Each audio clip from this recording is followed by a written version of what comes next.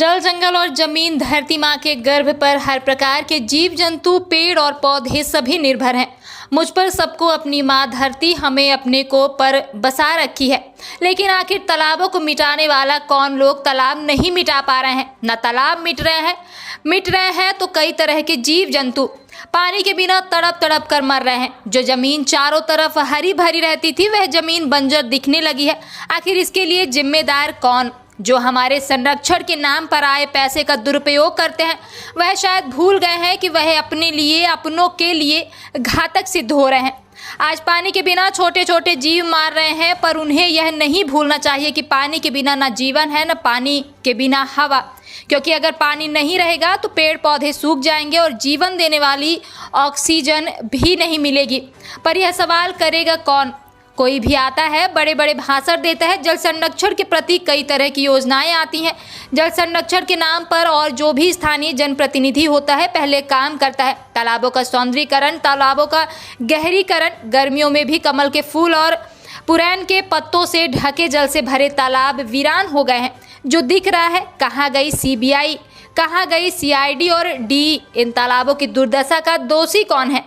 आखिर कार्रवाई किस पर होगी और कब होगी? आखिर इन तालाबों की हत्या का जिम्मेदार कौन? और यह केवल तालाबों की हत्या नहीं है, तालाबों के नाम पर जो घोटाला हुआ है, ऐसे घोटालेबाजों के ऊपर जीवों की हत्या का, वनस्पति पौधे की हत्या का भी केस लगना चाहिए।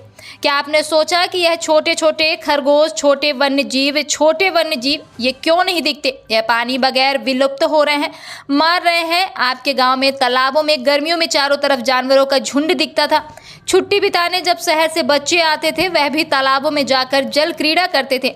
आज जिस तरह से तालाबों को काल के गाल में डाला गया, बहुत बड़ा विषय है कि इन तालाबों के नाम पर आने वाली रात जो दिख रही है कि भ्रष्टाचार की भेंट चढ़ गई हमें जो दिख रही है। लेकिन इन तालाबों के संरक्षण के लिए व्यक्तिगत एक गांव की पीड़ा नहीं है, एक जगह की पीड़ा नहीं है, हर गांव का यही हाल है।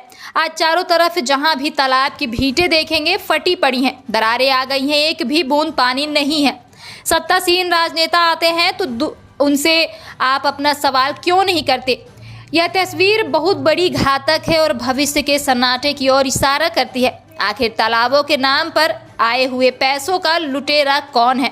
इसका हिस्सेदारी कौन है? वह कौन है जो हम आप सबके हिस्से का जल खो गया? शायद ये उम्मीद है कि यह सवाल आप सब करेंगे। रहीम दास जी ने लिखा था, रहीमन पानी राखिए, बिन पानी सब सून, पानी गए न उबरे, मोती मानस चून।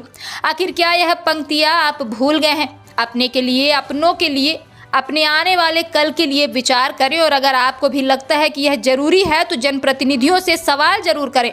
ऐसी और तमाम छोटी बड़ी खबरें देखने के लिए आप देखते रहें जय न्यूज। आगे भी हम आपको दिखाएंगे जल संरक्षण के नाम पर किस प्रकार से पूरे देश में, प्रदेश में लूट मची हुई है। धन्यवाद। मध्य प्रदेश में तालाबों को लेकर, विशेष तौर पर रीवा जिले में जो तालाबों की स्थिति है, रीवा मऊगंज, पहले दोनों जिले एक ही थे, रीवा जिला था। इसको लेकर के हमने एक याचिका हाई कोर्ट में रिट पिटीशन दायर की हुई है जो जनहित याचिका है। और उसमें हमने ये मुद्दा उठाया था कि जो तालाबों का जो स्वरूप है वो बदल रहा है, उसमें अतिक्रमण हो रहे हैं, तालाबों को नष्ट किया जा रहा है, तालाब पूरी तरह से विलुप्त हो रहे हैं, कोई उनमें अवैध कब्जा कर रहा है, कोई उसको खेत के रूप में परिवर्तित कर दिया है, तो वहाँ पे कुछ आवासीय भूखंड बना दिए गए हैं तालाब के भिटों पर। और उसको, तो ये जो मुद्दा हमने उठाया था ये हमारे हाई कोर्ट में चल रहा है। इसमें एडवोकेट नित्यानंद मिश्रा इसके जो वकील हैं, और अभी हाल ही में ये त्योथर, मनगवा, नई गढ़ी और अन्य मऊगंज के अन्य जगहों पर हमने जो तालाबों का भ्रमण किया तो हमने एक अच्छा खासा एक वीडियो भी बनाया हुआ था, एक डेटाबेस तैयार किया हुआ था, जिसमें हमने ये दिखाया था कि किस तरह से लगभग 3 दर्जन से अधिक तालाबों पर अतिक्रमण है। और उन अतिक्रमणों की स्थिति को भी हमने हाई कोर्ट में इस प्रकार से रिप्रेजेंट किया हुआ है। तो स्थितियाँ यह है कि इन तालाबों पर अतिक्रमण यदि दूर नहीं होता तो ये तालाब विलुप्त हो जाएंगे और यह हमारे पर्यावरण के लिए बेहद खतरनाक है।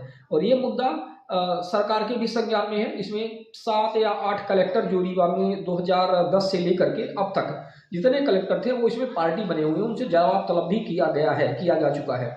और इसमें उन्होंने कुछ झूठा जवाब भी प्रस्तुत किया था, जिसमें उन्होंने कहा था कि कई अतिक्रमण हटा दिए गए हैं। फिर इसके काउंटर में हमने बहुत सारी डिटेल्स हाई कोर्ट को पहुंचाए हैं अपने वकील के माध्यम से कि इसमें अतिक्रमण इनके द्वारा नहीं हटाया गया है और वास्तविक जो तालाब के स्वरूप है जो परिवर्तित किए गए हैं वो अभी भी यथावत हैं और वो अतिक्रमण हटाया जाना आवश्यक है।